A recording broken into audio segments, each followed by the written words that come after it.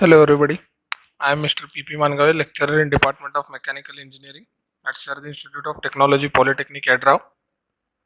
Today we are here to see the chapter number 2, cutting tool material and holding devices.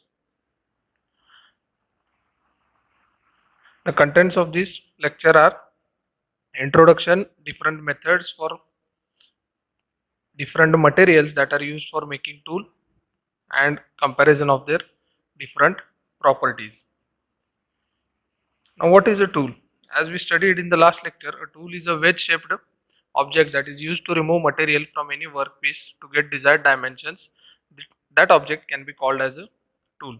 Hence, whenever we have to select a tool or a tool material, that will always remove the material from the workpiece. That is, the material should be harder than the workpiece.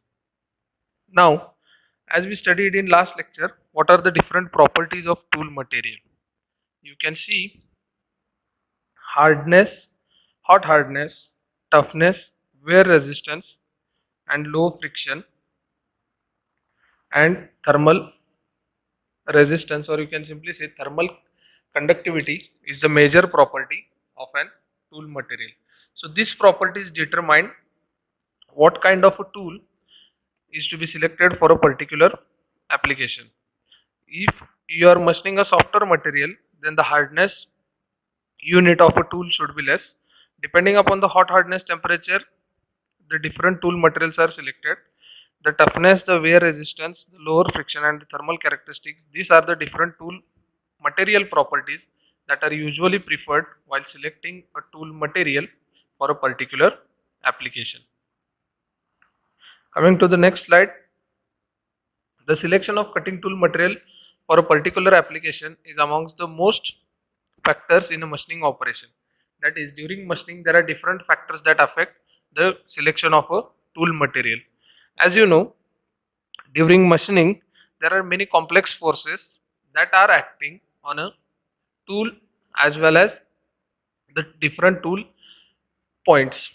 The different forces are acting that causes creation of different high temperature, high contact stresses rubbing along the tool interchip surface.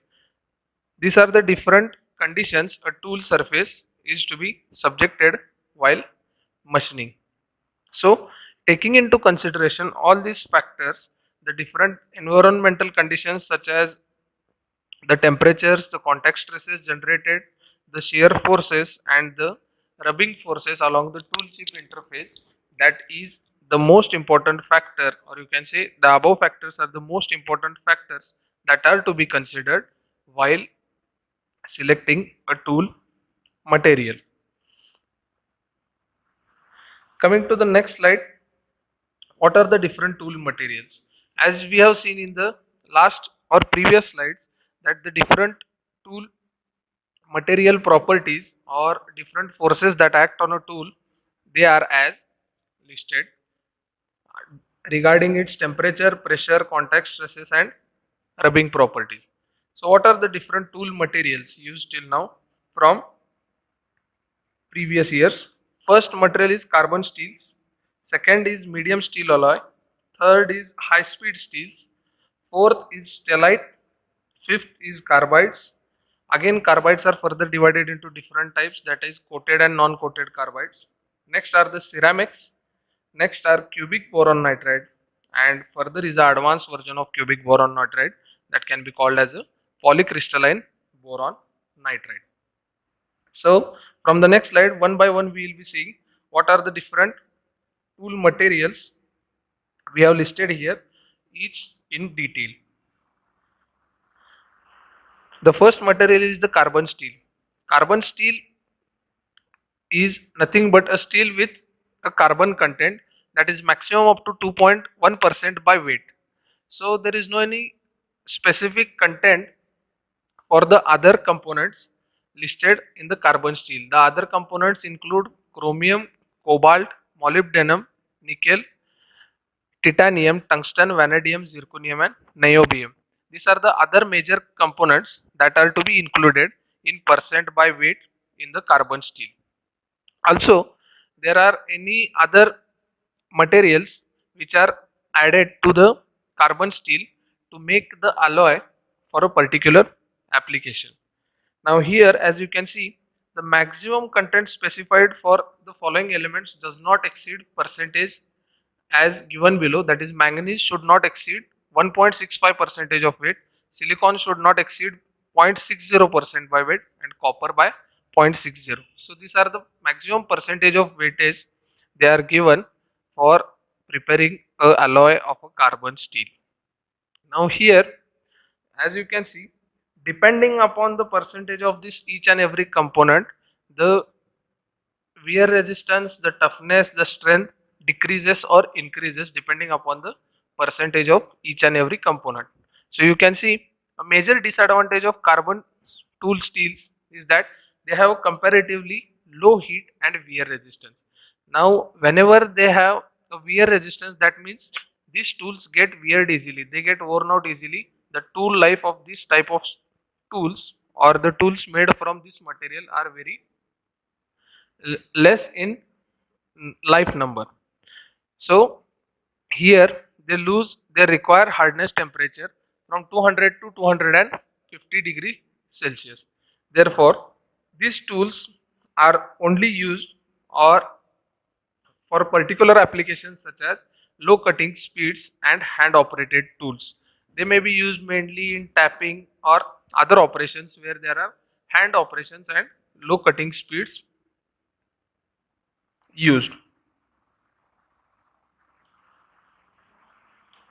Now further, you can see that the carbon steel is further divided into amount of carbon that is to be included. You can see in the slide, that is the carbon steel is divided into three major types, that is low carbon steel, medium carbon steel and high carbon steel.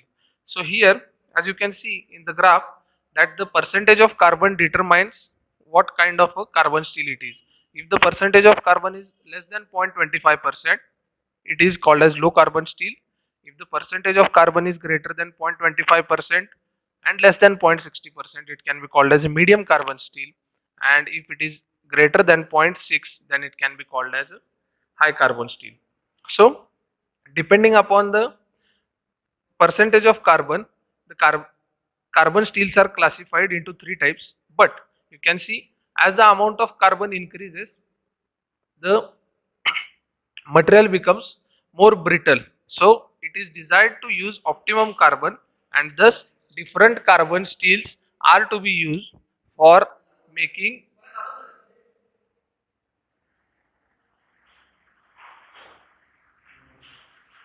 thus different carbon steels are used to making different amount of applications for different tool materials. So in the right column you can see low hardness and cost, high ductility, toughness, they are to be desired in a low carbon steel, whereas in the medium carbon steel you can see the amount of carbon increases. As you know, this increases the hardness and thus it makes the tool more ductile and more tough, whereas in high carbon steel you can see there is high hardness but low ductility. But you can see from all these tables, it is clear that whenever amount of carbon increases, the tool becomes brittle. Coming to the next slide, that is medium alloy steels. In the carbon steels you can see that less than 5% of the other alloy content is to be used, but here only there is addition of 5% in the content consisting of tungsten, molybdenum, chromium, vanadium and etc. There are also small additions of other elements which improve the performance of carbon steels. They increase the performance in case of hot hardness, wear resistance, shock and impact resistance. These properties are increased because of smaller additions of the above materials listed such as tungsten, molybdenum, chromium, vanadium, etc. Now there are other also different impurities that are to be added to medium alloy steels to design for particular applications. Therefore, alloy carbon steels occupy a midway performance between a plain carbon steel and high carbon steel. Coming to the next slide, that is high speed steel. The basic composition of high speed steel, that is HSS, is 18% of tungsten, 4% of chromium, 1% of vanadium and 0.7% of carbon, and rest other is iron content. Also there are other impurities added desired to get certain amount of properties that are required for particular applications. So now this HSS tools are majorly, as the name itself indicates, that they are used in high speed steel. Why this amount of tools or these tools are used for high speed machining operations? Because the composition makes itself high tough, and it makes such composition makes the tool to have a greater toughness and a greater wear resistance. You can see such kind of tool applications are used for forming tools, broaching tools, reamers, gear shaping cutters. As you can see from the applications, these are mostly used in multi-point cutting tool operations because more amount of forces are to be generated for removing material from the above workpieces. Now here, as you can see, the more amount of forces are generated, so more is the toughness characteristic that is to be desired here. So in high speed steels, according to the composition and according to the other impurities that are added to get the desired tool, it makes high speed steel costly, so many small scale industries cannot afford costlier tools. And now this tool, as you can see, due to its composition, there can be reused this tool for certain applications again and again by resharpening the points or the cutting edges. Coming to the next material, that is stellite. Stellite is a cast alloy, that means it is a mixture of cobalt, that is 40 to 50%, chromium, that is 27 to 32%, tungsten, that is 14 to 19%, and carbon is 2%. Now most of the students will confuse themselves, what is the letter written W? It is nothing but the short form or the formula used for noting tungsten. Now stellite is quite tough and more heat resistance, and it has great wear resistive characteristics than high speed steel. What makes stellite more wear resistance than high speed steel? Its logic lies in between the composition, that is cobalt, chromium, tungsten and carbon. These different compositions or different mixtures or different quantities of mixture makes the different properties vary from each other.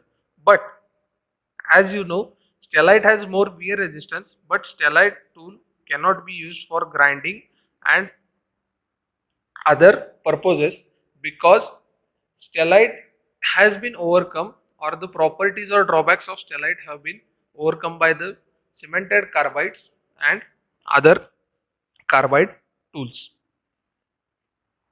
Now coming to the next material, that is cemented carbides, or simply you can call carbides.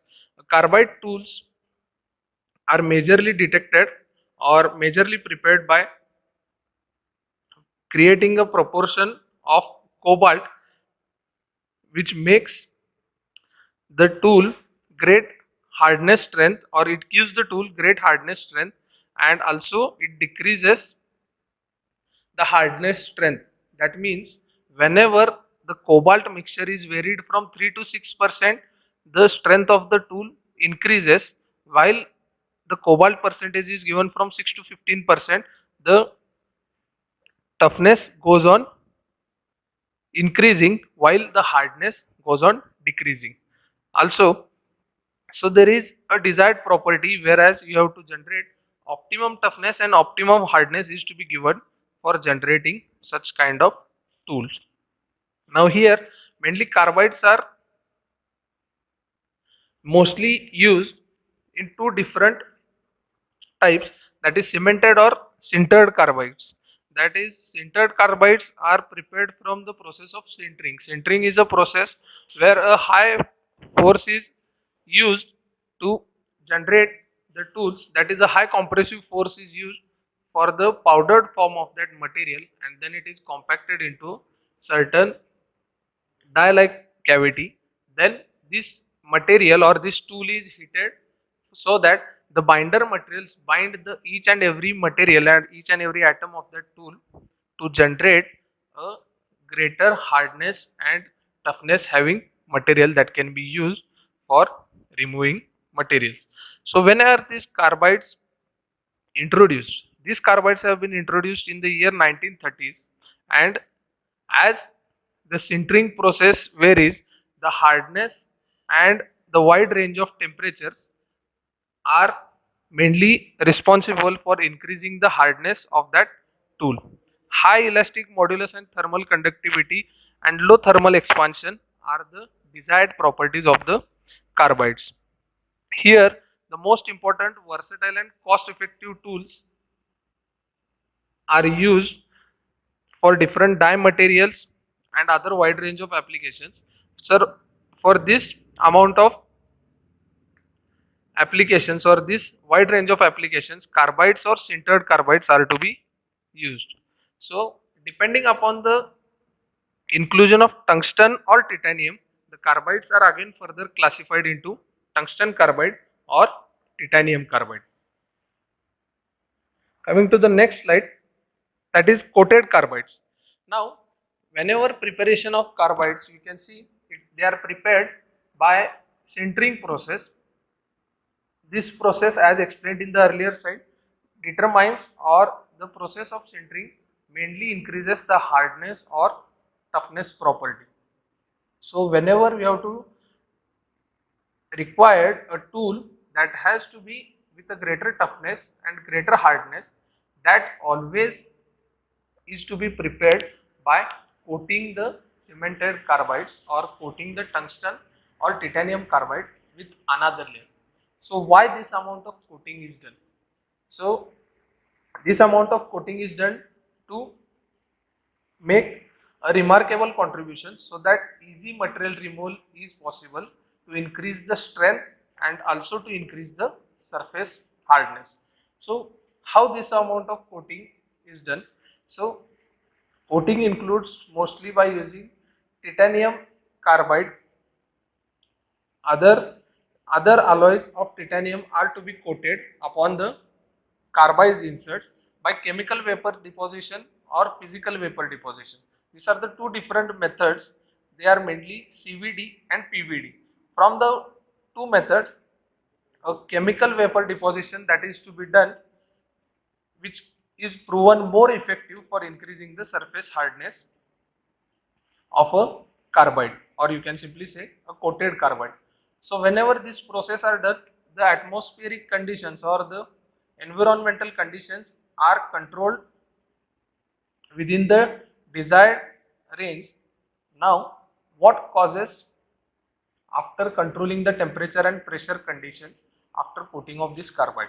The material removal rate and overall machining economy are remarkably increased. That means this causes increase in productivity.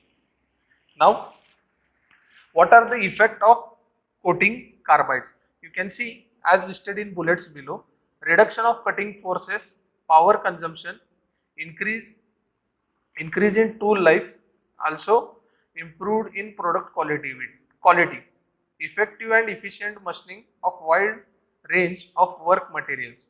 That means as listed above, more material removal rate is enhanced, then there is effective machining and you can simply say efficient machining. The amount of force is to be generated and amount of material is removed, that causes the improvement in the product quality. Now these are also heat resistance and they generate less thermal cracks. Whenever a cemented carbide is coated with different materials, then it causes reduction in thermal cracking.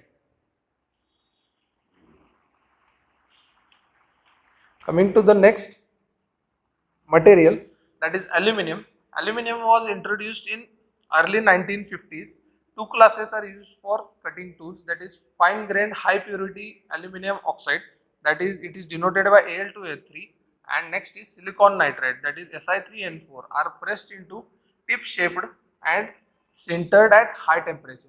As you know, sintering is a process where the materials are heated at a high temperature, which causes the bonding of different ions or different atoms included in that material to a very larger extent, that will cause a material to increase its hardness or other properties.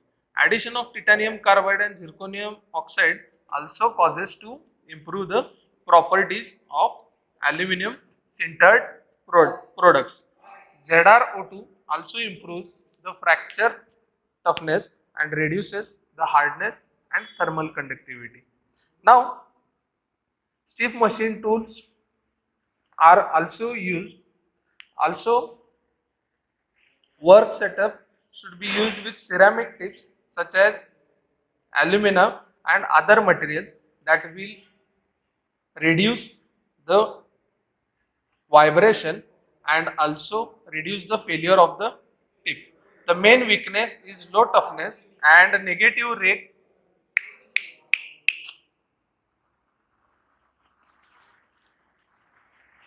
Toughness and negative rake angles are often used to avoid chipping, chipping due to their low tensile strength. So these are the different properties that are used for aluminum made tools.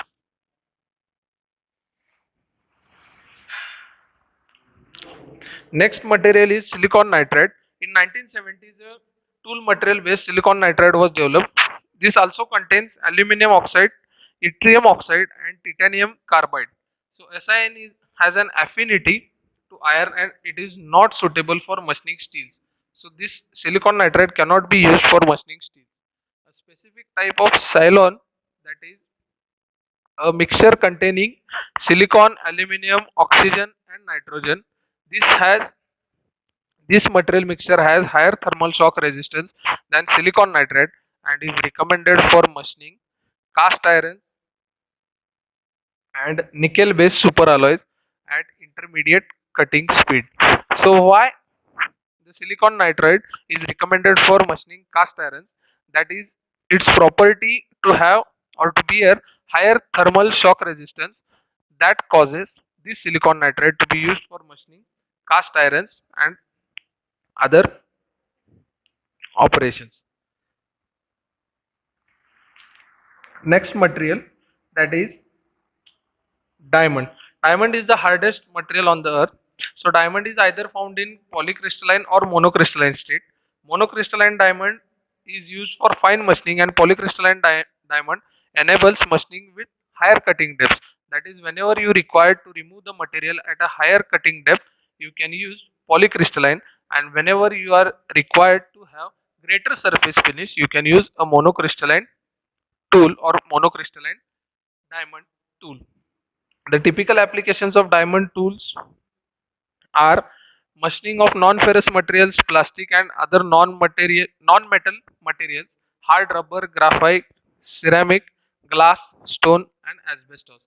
For machining this amount of non-metal materials or this variety of non-metal materials, diamond tools are used.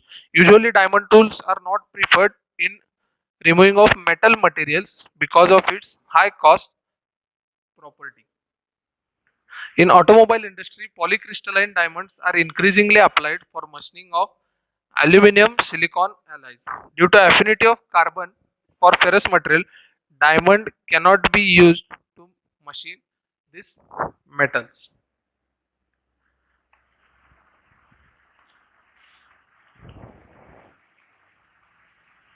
Coming to the next material, that is cubic boron nitride.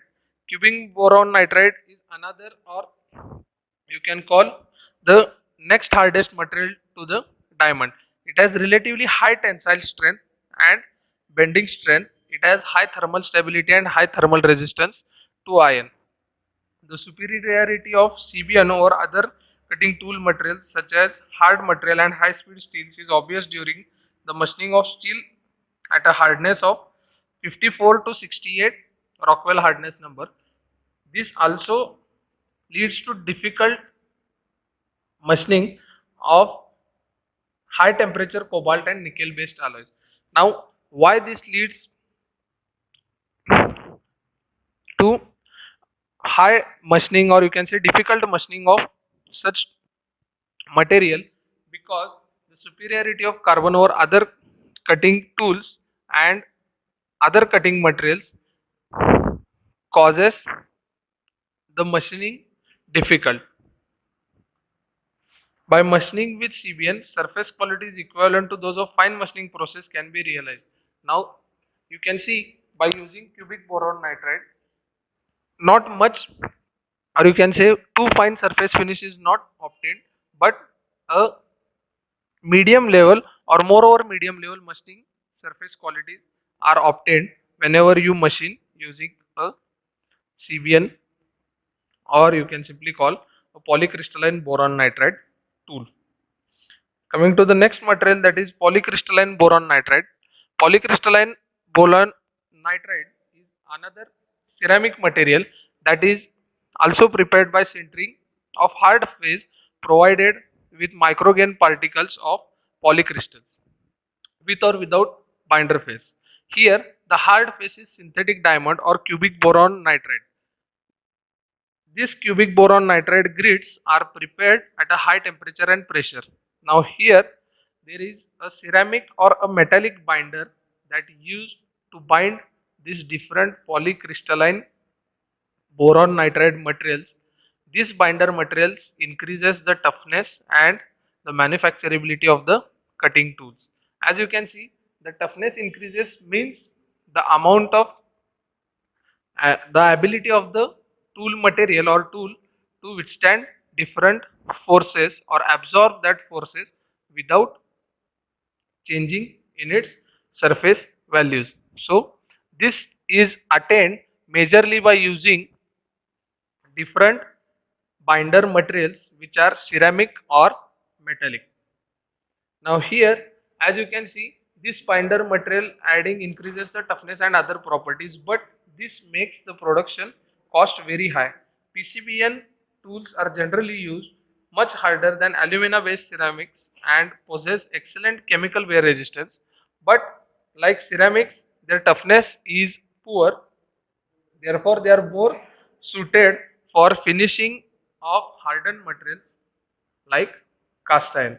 So, coming to the last slide, as you can see, the slide shows a graph of strength and toughness to the hot hardness and wear resistance. So, these are the major properties of tools that are desired for selecting a tool for a particular application. From the top left corner, you can see diamond cubic boron nitride. To the next to it is aluminum oxide. Next is aluminum oxide with 30% of titanium carbide. Then is silicon nitride. Then is cermets. Then comes coated carbides and high speed steels. As you can see, as the strength and toughness increases, you can see the hot hardness and wear resistance decreases. So whenever you can see for high speed steel, the strength and toughnesses are more, but for working with higher temperatures and more ductile material, the wear of the tool will be greater and that will always decrease the tool life. So whenever you have to select a tool for particular application, you have to look out for what strength of tool you are using or what application of tool you are using, what is the desired toughness that is to be required for tool. That toughness can be calculated by using different forces that are to be determined while machining different materials. Now from the graph it is clear that carbides and cemented carbides, or you can say different coated carbides, as said, coating for chemical vapor coating, that is CVD method, is the most efficient method, and there you can coat the carbides by using different brass or other coating is given to increase its surface hardness. That will in turn increase the strength, surface strength, it will increase the toughness carrying capacity, and also it will increase the wear resistance, and hot hardness. From the graph, it is clear that carbides and cemented carbides or coated carbides can be used for high speed applications, and they are most probably used in, you can see nowadays, the wide range of applications for CNC tools. So these are the different materials and their compositions that can be used depending upon a particular applications, what kind of applications and what kind of forces are to be generated for machining that are to be seen inside a different material. Thank you.